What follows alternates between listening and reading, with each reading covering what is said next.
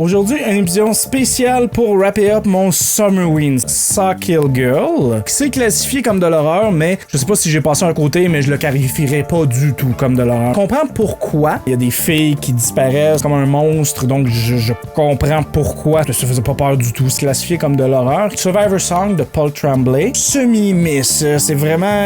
Mon opinion est vraiment au milieu pour celui-là. D'un côté...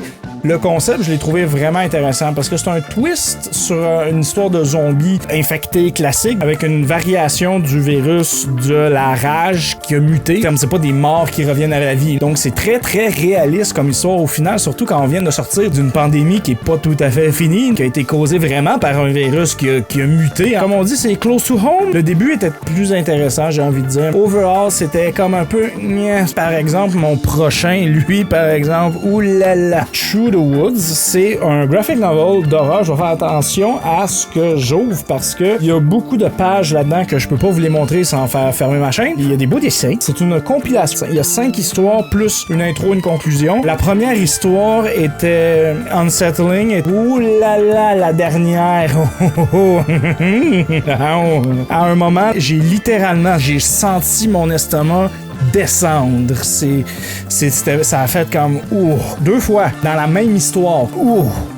C'était vraiment brutal cette histoire-là. Pour le coup, c'est vraiment de l'horreur. C'est l'affaire le plus horreur que j'ai lu dans le marathon de lecture. Bird Box, je connaissais déjà l'histoire parce que j'avais écouté le film sur Netflix. Dégueulasse. Ça devrait vraiment être illégal. C'est comme, mets-moi un sticker que je peux enlever. Ça me fait chier en maudit. Là. Je l'ai beaucoup aimé. Il y a beaucoup plus de détails évidemment que dans le film. Je peux pas dire tout ce qui se passe dans un livre, surtout que dans ce livre-là, il se passe vraiment beaucoup de choses. Toutes les modifications qui ont été faites pour le film, je les comprends. Et overall, c'est vraiment la même chose. On suit le présent, puis quand on change de chapitre, on revient dans le temps, puis on voit un peu le passé de l'histoire, à la différence qu'on revient beaucoup plus loin dans le passé. Plus ça commence à se rapprocher de leur but final, plus ça commence à chier pour eux autres, puis plus ça commence à chier dans le passé aussi. Fait qu'il y a comme un parallèle. Follow me to ground. Non, il manque pas de mots dans le titre. J'ai rien compris. Ben, pas tout, mettons. Parce que le livre est fait pour pas que tu comprennes tout. C'était vraiment intéressant. Une histoire de guérisseurs. Tu sais, les gens qui disent qu'ils opèrent, mais en rentrant leurs mains au travers du monde. Là. C'est vraiment présenté comme une fiction, inquiétez-vous pas. Il y a vraiment des éléments de body horror là-dedans. The Last Final Girl. Je vous dis tout de suite, il y a bien des chances que je le DNL. Tout le long du livre, il y a juste